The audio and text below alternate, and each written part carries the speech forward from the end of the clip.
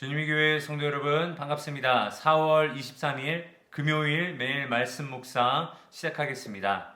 함께 부르실 찬양은 기찬 713장 하늘의 해와 달들아 찬양하시겠습니다. 하늘의 해와 달들아 소리 높여 찬양하여라. 발소리 비파와 수금으로 춤추며 찬양하여라. 높은 산과 넓은 바다 모두 주를 찬양하여라. 무릎이 있는 자마다 여호와를 찬양하여라. 세상 모든 사람들아 주를 찬양하라. 살아계신 나의 하나님을. 세상 모든 사람들아 주를 찬양하라. 살아계신 나의 하나님을. 무릎이 있는 자마다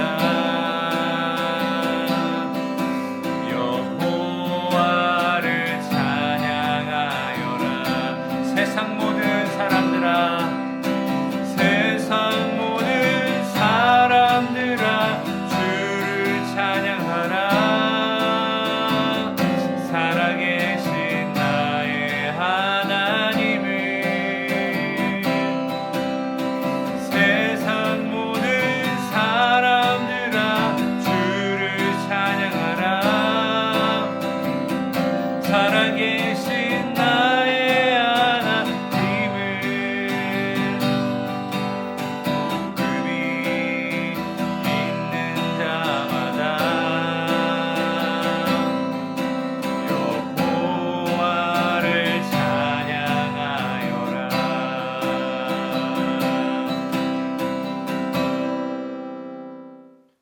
오늘 함께 보실 하나님의 말씀은 출애굽기 8장 20절에서 32절까지입니다.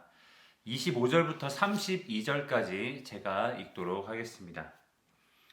바로가 모세와 아론을 불러 이르되 너희는 가서 이 땅에서 너희 하나님께 제사를 드리라. 모세가 이르되 그리함은 부당하니이다. 우리가 우리 하나님 여호와께 제사를 드리는 것은 애굽 사람이 싫어하는 바인즉 우리가 만일 애굽 사람의 목전에서 제사를 드리면 그들이 그것을 미워하여 우리를 돌로 치지 아니하리이까. 우리가 사흘길쯤 광야로 들어가서 우리 하나님 여호와께 제사를 드리되 우리에게 명령하시는 대로 하려 하나이다. 바로가 이르되 내가 너희를 보내리니 너희가 너희의 하나님 여호와께 광야에서 제사를 드릴 것이나 너무 멀리 가지는 말라. 그런즉 너희는 나를 위하여 간구하라.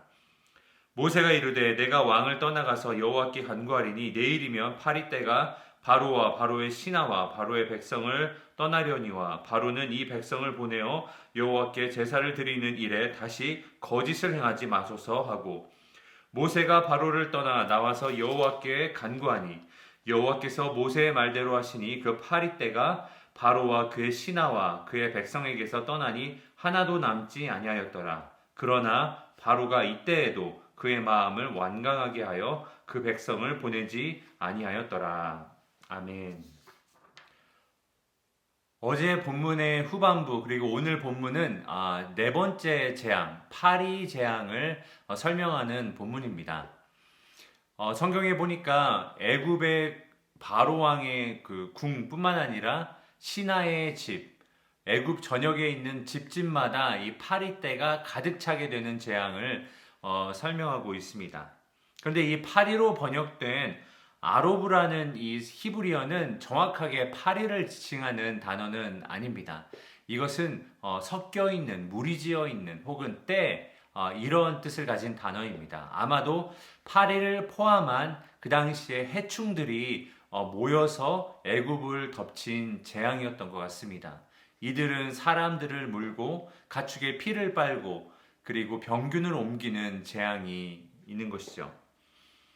제가 환희가 어렸을 때 라인은 태어나기도 전이죠. 오클라호마에 있는 터너스 폴이라는 곳에 잠시 놀러 간 적이 있었습니다. 근데 그곳에서 날씨 때문에 그랬는지 장소 때문에 그랬는지 점심을 먹으려고 싸간 도시락을 열었는데 파리떼가 몰려와서 도저히 뚜껑을 열고 먹을 수 없는 지경까지 갔었습니다. 그리고 나중에는 더 심해져서 밥을 먹으려고 입을 벌리면 입으로 파리가 들어갈까봐 밥을 먹을 수 없는, 그렇게 파리가 많은 것은 정말 태어나서 처음 봤습니다.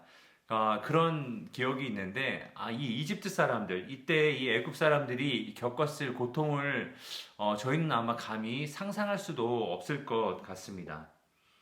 이 파리 재앙 뿐만 아니라 이 10가지 재앙은 애굽에서 섬기던 신들에 대한 심판으로 알려져 있는데요. 이 네 번째 재앙, 파리 재앙은 바로 케프리라고 하는 애굽이 섬겼던 이 쇠똥구리 신에 대한 심판이라고 볼 수 있습니다. 이 애굽 사람들이 쇠똥구리를 왜 신으로 섬겼냐면요. 애굽에서는 그 태양을 굉장히 신성한 것으로 여겼습니다.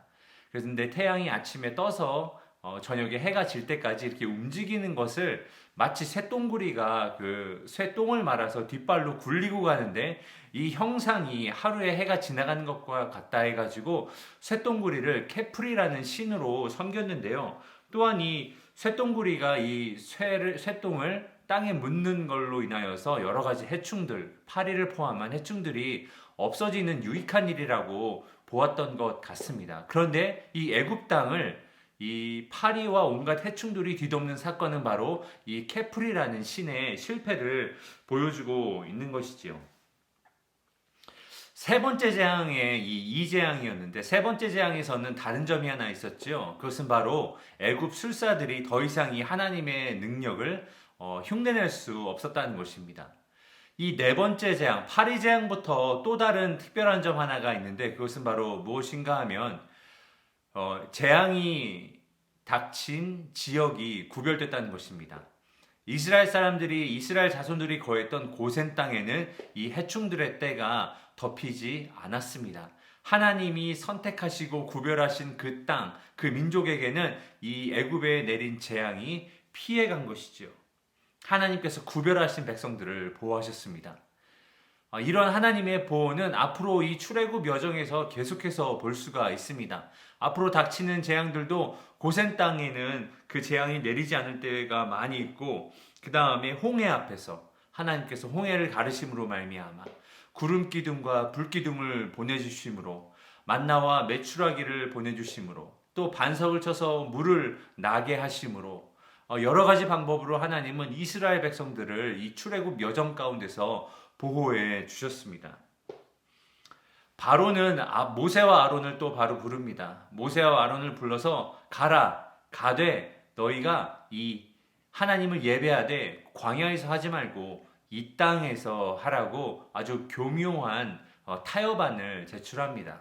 모세가 이 말을 들을 리가 없지요. 모세가 이 말을 듣지 않으니까 또 바로가 그럼 내가 너희를 광야로 보내주겠다. 거짓말이죠. 광야로 보내주겠는데 너희는 거기에서 나를 위하여 간구하라. 또 이런 이야기를 합니다. 이 세상은 성도가 신앙을 지키며 살아가기 어렵도록 계속해서 교묘한 타협안을 우리에게 제출합니다. 하나님을 섬기되 다른 사람은 불편하지 않도록 혹은 가족과 갈등이 일어나지 않도록 다른 세상의 어떤 것과 갈등이 일어나지 않도록 그냥 적당하게 하나님을 섬기면서 신앙하라라고 여러 가지 교묘하게 우리를 신앙에서 멀어지게 하도록 타협안들을 우리에게 제출합니다. 그런데 갈등 없이 이러한 우직함 없이 우리가 하나둘 타협하면서 신앙을 떠나다 보면 어느샌가 우리는 진정한 신앙에서 멀리 떨어져 있는 우리 자신들을 발견하게 될 것입니다. 고센 땅을 구별하시고 출애굽의 모든 여정 가운데 하나님께서 구별하신 그 백성을 보호하신 그 하나님의 보호하심을 신뢰하고 우리가 이러한 세상의 교묘한 타협 안에 속지 않고 우리의 신앙을 우직하게 지켜가는 것을 하나님이 오늘 본문을 통해 우리에게 가르쳐주고 계십니다. 우리가 지금 팬데믹이기 때문에 타협하고 있는 것이 있다면, 혹은 우리가 지금 하나님과 멀리 떨어져 있기 때문에 여러 가지 타협하는 것이 생기고 있다면, 우리의 삶에 내가 지금 타협하고 있는 것은 무엇인지 다시 한번 돌아보고 회개하고 하나님 앞에 용서를 구하고 하나님 앞에 더 큰 믿음을 구하는 저와 여러분의 삶이 되기를 예수님의 이름으로 축복합니다. 기도하겠습니다. 하나님 감사합니다. 오늘 말씀을 통해서 하나님이 택하신 백성을 구별하시고 특별히 보호하시는 은혜를 우리가 살펴보았습니다. 또한 바로처럼 세상도 우리에게 교묘한 타협안들을 제시하며 우리를 신앙에서 멀어지게 하려는 세상의 시도도 보았습니다. 하나님, 이럴 때일수록 우리가 더욱더 우직하게 믿음 안에 굳건히 서서 하나님을 섬기고 하나님을 따라가는 하나님의 구별된 백성 되게 하여 주옵소서. 감사드리며 예수님의 이름으로 기도하였습니다. 아멘. 금요일 기도 제목을 가지고 함께 기도하겠습니다. 이번 주 온라인 예배에 특별한 하나님의 기름 부으심이 있도록 기도해 주시기 바랍니다. 이번 주에 말씀을 전하실 김준일 목사님의 설교를 위해서 함께 기도해 주시기 바랍니다. 그리고 온라인과 오프라인으로 준비되는 모든 설교, 그리고 교육부 영상으로 준비되는 모든 예배, 그리고 예배를 준비하며 섬기는 영상팀, 찬양팀, 통역팀, 그리고 대표 기도자들 위해서 함께 중보하며 기도해 주시면 감사하겠습니다. 기도하겠습니다.